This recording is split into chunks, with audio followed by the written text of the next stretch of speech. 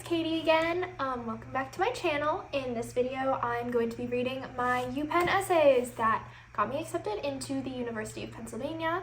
I will also be reading my dental school application essays, the ones that I did for the straight through 7-year application. So I don't know if my application is separate or different from anyone who just normally applies to UPenn College of Arts and Sciences, but I think the first question is the same no matter what,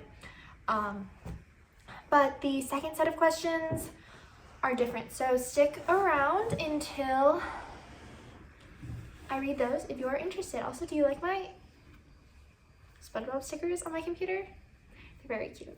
A little kid gave them to me. All right.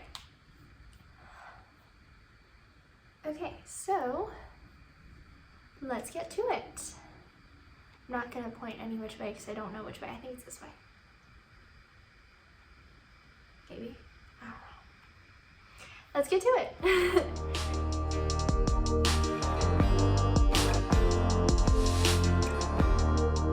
Okay, so the first question, so for academics, they first ask you like what program you're applying to. So primary school / program to which I was applying was the Biodent 7-year biodental program. The secondary school of choice, if not selected for primary program choice, is the College of Arts and Sciences, and then my primary major of interest is biology. So the first question is, how did you discover your intellectual and academic interest, and how will you explore them at the University of Pennsylvania? Please respond considering the specific undergraduate school you have selected. 300 to 450 words. For students applying to the coordinated dual degree and specialized programs, please answer these questions in regard to your single degree school choice. Your interest in the coordinated dual degree or specialized program may be addressed through the program specific essay. So that did apply to me. So this one was only regarding the College of Arts and Sciences. I wasn't supposed to talk about the biodental program in this essay. So mine was 435 words out of the 300 to 450 words. So I was more to the maximum than the minimum. All right, I will start. Having lived in Iowa, Illinois, Virginia, and briefly in China, I have been exposed to numerous environments.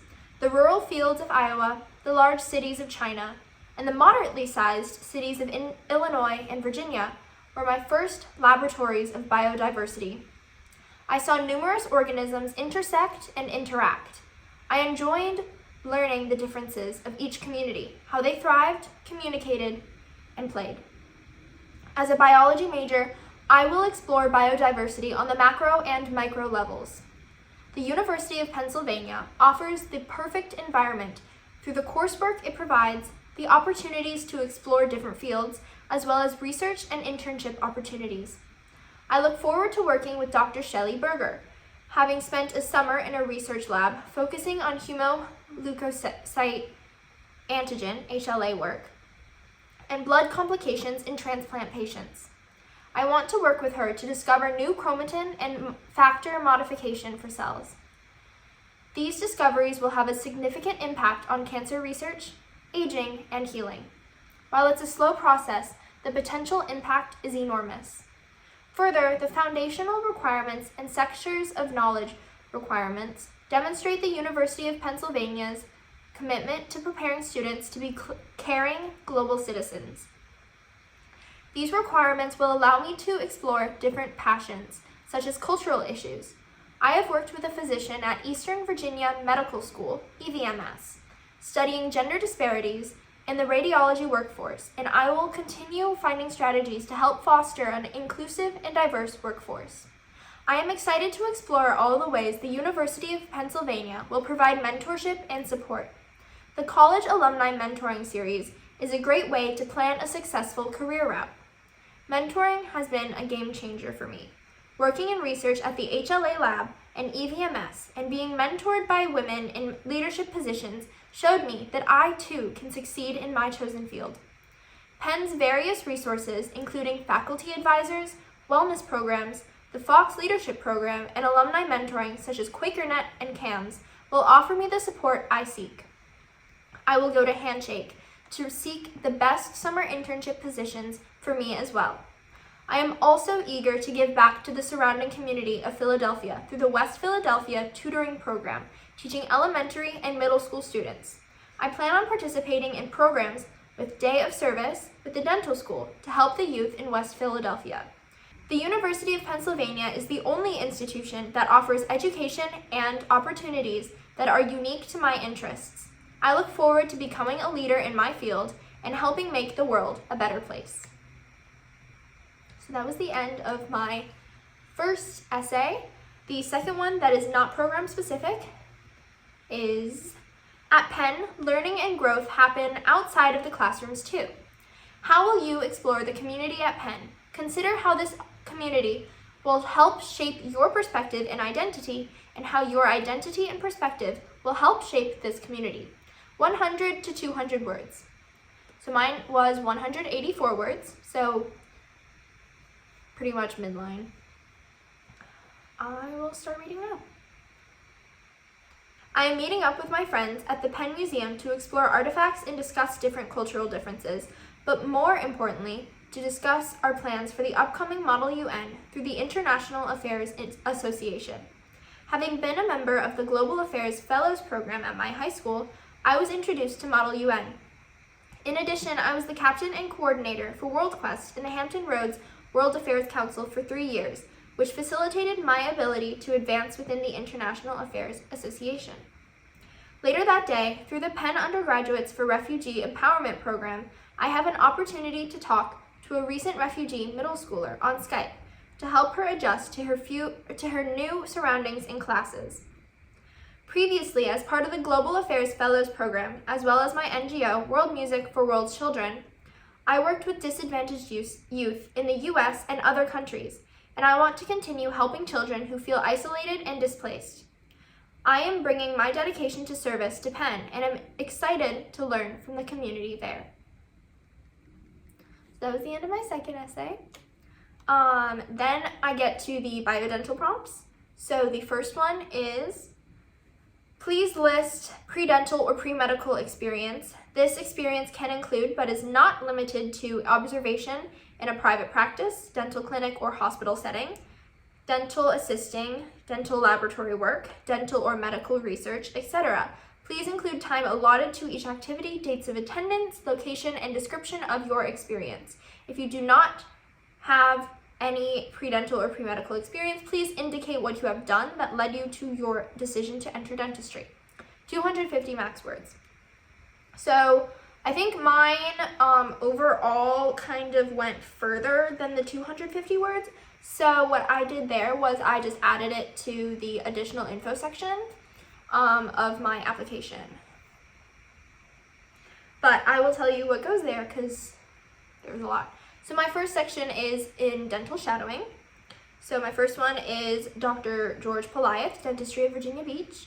I won't state all the dates. So I shadowed him and was in his office for about 72 hours total. Dr. Mahesh Lakshmi, that one I did 8 hours. And then I shadowed an oral surgeon for 4 hours, a periodontist for 4 hours, an endodontist for 8 hours, another periodontist for 4 hours, another orthodontist, should I even say an orthodontist yet? An orthodontist for 4 hours, and then I shadowed a worker in a dental lab, so I got to see how dentures are made and how they do the color matching for teeth. That was really, really cool, and I did that for 8 hours. And then I was a pathology lab intern at Centera Virginia Beach General. And that was a total of 74 hours. I was there for 2 weeks, every day. And so what I did was I assisted pathologists and technicians in histology, gross pathology, and microscopic pathology. And then I did a wilderness first aid and community service in Thailand. That was 20 hours total. And I studied CPR, first aid, urgent medical care in the wilderness. I volunteered performing phlebotomy and diabetic testing. I was a volunteer at my local hospital, and I did that for 184 hours over a period of a few summers. What I did there was I did periodic volunteering, cleaning areas, translating for families of patients, making phone calls on behalf of the hospital, and writing letters to people, sending out letters, and a various other amount of activities. My next section was shadowing medicine. So I shadowed a mammography radiologist for 3 hours. I shadowed another two radiologists, that was 9.5 hours. And then another radiologist for 8 hours. And then I shadowed a hospitalist for 4.5 hours, a general surgeon for 2 hours, a gastroenterologist for 2 hours. I shadowed in the ICU for 2 hours. Another radiologist, so that was for 2 hours. And then I shadowed a cardiologist for 5 hours total. Then I was an intern in an HLA lab. So what I did there was I was an intern for the innovation team at the Stanford Blood Center at Stanford University. What I did there was I organized labs, I QC'd machines, I edited data, and I edited papers, and I did that for like a whole summer. So that was, I don't have the time written down here for some reason, but I did it for 5 weeks in the summer, and I went every single day. Then I did an independent research study. It was a survey with Dr. Ella Gohari of EVMS, and it was a survey of women in radiology regarding what attracted them to the field and what factors could improve or hinder women to become radiologists. And I wrote about that as well in my, in my activity section, so I think that's why I didn't put down the exact times here, just so that I wouldn't waste space, because I didn't have that much. I had a lot of shadowing experience, a lot of hours for that. So the second biodental prompt was list any activities which demonstrate your ability to work with your hands, 250 max words. Mine was 237 words, and I will read it now. I use my hands for a multitude of activities. I became fascinated with origami at a young age through strategic, skilled, geometric, and symmetric folding. I can transform a flat piece of paper into anything. Now I can make a crane that can easily fit on a dime. I also use origami to explain physics and math concepts to the students I tutor, and I leave tiny paper cranes at random places to surprise passersby. When I play cello, I use my hands very carefully. The subtle positioning of my fingers lead to different tones and sounds. By using vibrato, I can make a sustained note sound interesting instead of stale and dull. I have to be able to move my fingers in rapid and exact motions to hit the right note without looking at the fingerboard. Calligraphy has been another hobby that I learned 5 years ago from a trained artist in the suburbs of Chicago. Many factors need to be considered with the drawing of each character. How much ink is needed? How much pressure should be applied to get the proper swish? Even the type of brush used has to be carefully considered before attempting to draw. That was that one. The third biodental prompt is, what activities have you performed that demonstrate your ability to work cooperatively with people? 250 max words. I did 247 words, so I'll read that now. It was late February. Dr. El Gohari, myself, and my fellow research assistants were discussing the status of our project, Rad Women, Recruit, Promote, and Retain from a practicing perspective. We planned who to recruit for our project and collaborated on organizing the survey questions and reviewing the recruitment letter. However, we were still waiting on the Institutional Review Board's, IRB, approval to formally start the project. I recommended enlisting a resident who had extensive contacts at the IRB. We were lucky that we brought him in to help because the person who was assigned to review our IRB was ill and would have been out for another month. But we did not know this at the time. The resident had the IRB reviewed by someone else and brought it to the full IRB committee a month sooner than would have otherwise. If we were delayed by a month, we likely would not have been able to complete the work on time for the planned conference submission. Once we received the approval, I coordinated recruitment and kept track of the returned surveys. In this role, I reminded people to fill out the surveys and coordinated with the members on the status of the surveys. After receiving the surveys, we pored over the data. I divided the data amongst the partners and we collaborated on how to present it. In October, our scientific exhibit was accepted to ARRS 2020, the annual conference of the American Roentgen Ray Society, the oldest radiology society in America. That one was tricky. I haven't read this in a while. Sorry for my stuttering. Okay, my fourth biodental prompt was, please explain your reasons for selecting a career in dentistry. Please include what interests you the most in dentistry as well as what interests you the least. 250 max words. Mine was 240 words. Okay. Hopefully I can pronounce everything in here. It's been a while. Okay, I'll read it now. Okay, Katie, look here. Do you see the lucency at the base of this otherwise healthy-looking tooth? Dr. Pelayev said as I looked over his shoulder. This is cemento osseous dysplasia, and it is important that we recognize this or he could potentially have an unnecessary root canal. This was my third time shadowing. I was entranced by what it meant to be a dentist and knew I had found my true passion. A dentist is simultaneously a diagnostician, a surgeon, a preventive medicine physician, and a business person.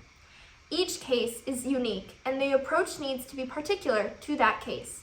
Some patients simply need a cleaning. Others need extensive counseling on the risks of oral cancer. I have taken the opportunity to observe multiple fields within dentistry, including orthodontics, endodontics, and periodontics, and maxillofacial surgeon. I even made sure to learn how a dental lab works.